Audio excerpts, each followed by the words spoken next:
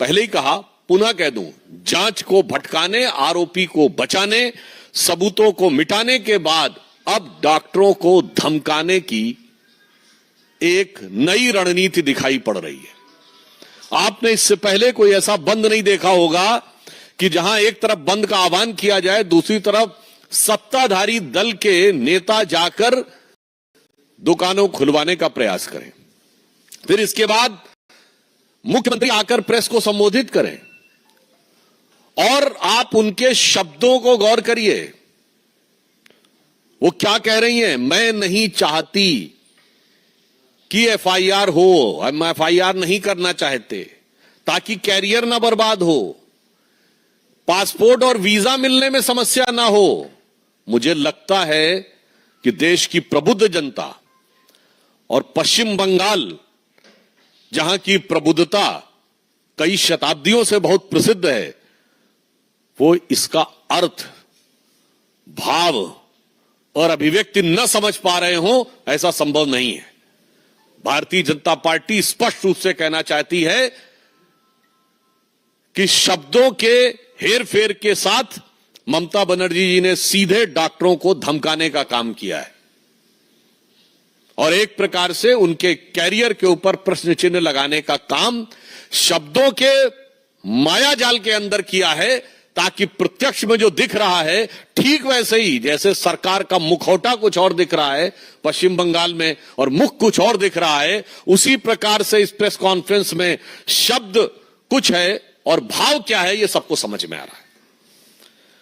और इतना ही नहीं, इसके उपरांत उनका यह कहना, जो मुझे लगता है कि एक प्रकार से पश्चिम बंगाल सरकार की बहुत दुखद और खिसियाहट की भी अभिव्यक्ति है, यह कहना कि चुनाव करवा लो। मैं पश्चिम बंगाल की मुख्यमंत्री ममता जी से कहना चाहता हूं, महोदया, इस पीड़िता के साथ न्याय का विषय चुनाव का विषय नहीं है। यह सबूतों के आधार पर कानून की अदालत में साबित होकर दोषियों को सजा दिलाने का विषय है। यह न्याय का विषय है, चुनाव का विषय नहीं है। जिसकी सत्ता होगी, न्याय उसी के पक्ष में होगा। यह सोच संविधान के लिए सबसे खतरनाक सोच है और मैं कहना चाहता हूं, संविधान खतरे में कैसे हो सकता है, इसकी आपको वानगी देखनी है तो पश्चिम बंगाल में देख लीजिए, जहां का मंत्री कहता है कि जो उंगली उठेगी मुख्यमंत्री जी के खिलाफ वो तोड़ दी जाएगी, मिस्टर गुहा। जहां का सांसद कहता है कि ये लोग जो भी कार्य कर रहे हैं, इनको अंजाम भुगतना पड़ेगा, अरूप चक्रवर्ती। और जहां की मुख्यमंत्री कहती हैं कि मैं नहीं चाहती कि एफआईआर हो, मैं नहीं चाहती कि कैरियर खराब हो। और आप कल्पना करिए कि यदि ख्वाबों ख्यालों में इनकी केंद्र में सत्ता होती तो उंगली तोड़ दी गई होती, अंजाम भुगतवा दिया गया होता और कैरियर बर्बाद कर दिया गया होता। इसमें किसी प्रकार का कोई संशय नहीं है। यह कृत्य बहुत साफ दिख रहा है और कांग्रेस के ही नेता अधीर रंजन चौधरी जी तक बोल चुके हैं कि there is no democracy in Bengal. मैं उस समय वो नेता प्रतिपक्ष थे, तो मैं कह सकता हूं कि कांग्रेस के तत्कालीन नेता प्रतिपक्ष ने जब यह शब्द प्रयोग किया था, there is no democracy in Bengal, आज वह बिल्कुल शब्दशः चरितार्थ होता दिख रहा है। और इसके उपरांत मैं दुख के साथ कहना चाहता हूं, ममता जी, आप वही ममता जी हैं जिन्होंने रेप के विरुद्ध इतना बड़ा आंदोलन और संघर्ष किया था। मैं देश को बताना चाहता हूं कि ममता बनर्जी जी जब हम लोगों के साथ थी अटल जी के सरकार के दौर में और बाद में, तो उन्होंने स्वयं ये बताया था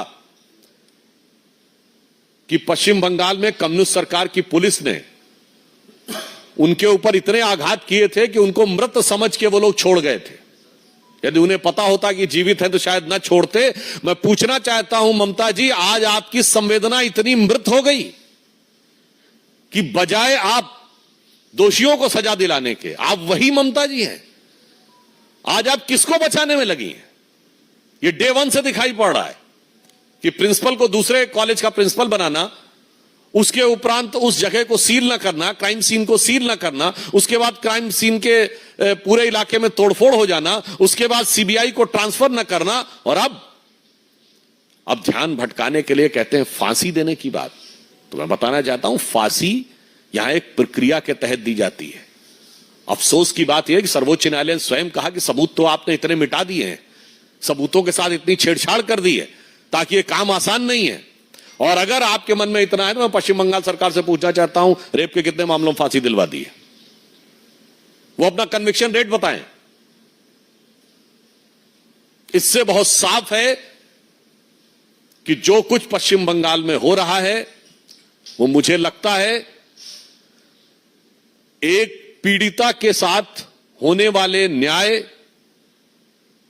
का मजाक और आघात ही नहीं है, संविधान की मूल भावना पर सबसे बड़ा आघात है।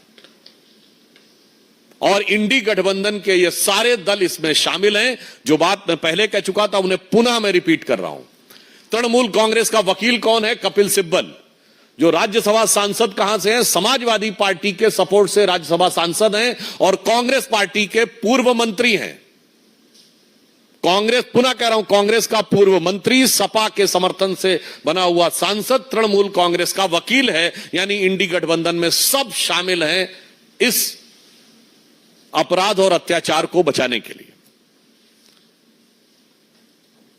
इसके अतिरिक्त मैं यह भी कहना चाहता हूं कि ममता जी जो कह रही हैं कि भारतीय जनता पार्टी का जो बंद है, जो हमारे कार्यकर्ता आज लाठी डंडे सह रहे हैं, हिंसा सह रहे हैं, वो हिंसा के लिए है।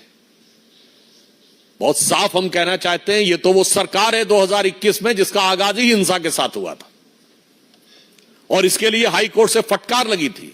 तो ममता जी, आपकी सरकार हिंसा से जिसकी शुरुआत हुई उसका सर्टिफाइड सर्टिफिकेट कोर्ट से आपके पास है।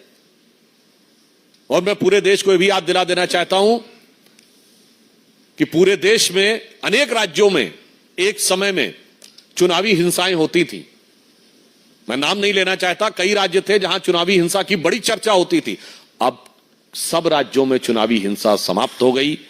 केवल एक ही राज्य है जहां से चुनावी हिंसा की खबरें आती हैं और वो है पश्चिम बंगाल।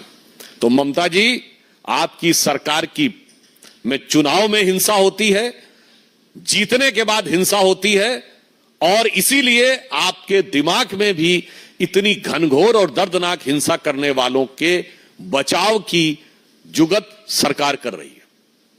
और मैं यहां यह भी कहना सकता हूं, हो सकता है ममता जी बड़ी बेबसी में भी हो, क्योंकि आपने जिन आपराधिक तत्वों का साथ लिया था, मुझे लगता है कि उनके हौसले बुलंद इतने हो गए हैं कि शायद ममता बनर्जी के लिए इसके अलावा कोई चारा नहीं है कि वो उसका बचाव करे, क्योंकि शायद उनको रोकना उनकी क्षमता से बाहर हो गया।